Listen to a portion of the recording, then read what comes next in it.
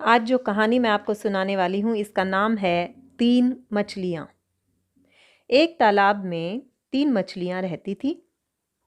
उनकी आपस में दोस्ती तो थी, लेकिन तीनों का स्वभाव अलग-अलग था। पहली मछली बड़ी सयानी थी।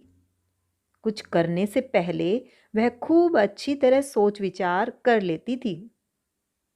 दूसरी मछली बड़ी सूझबूझ वाली थी।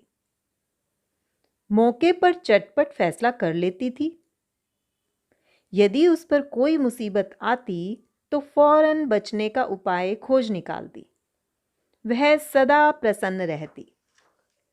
तीसरी मछली भाग्यवादी थी।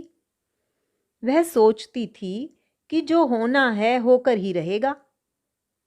एक दिन सयानी मछली ने 2 मछुओं को बातें करते सुना। एक मछुआ दूसरे से कह रहा था, देखो यह मछली कैसी मोटी ताजी है। वाह, इस तालाब में तो और भी ढेरों मछलियां हैं। हम कल यहीं आकर मछली पकड़ेंगे।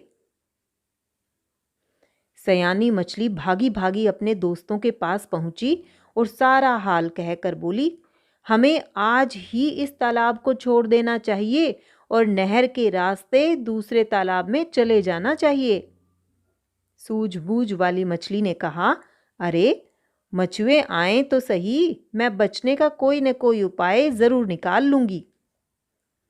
भाग्यवादी मछली ने कहा, मैं जीवन भर इसी तालाब में रही हूं, मैं इस जगह को क्यों छोड़ूं? जो होना है सो तो होगा ही। सयानी मछली अपने ऊपर कोई मुसीबत मोल नहीं लेना चाहती थी। वह नहर के रास्ते दूसरे तालाब में चली गई। अगले दिन मछुओं ने तालाब में जाल डाला। जाल में बहुत सी मछलियां फंस गई। उनमें वे दोनों मछलियां भी थी जो तालाब छोड़कर नहीं गई थी।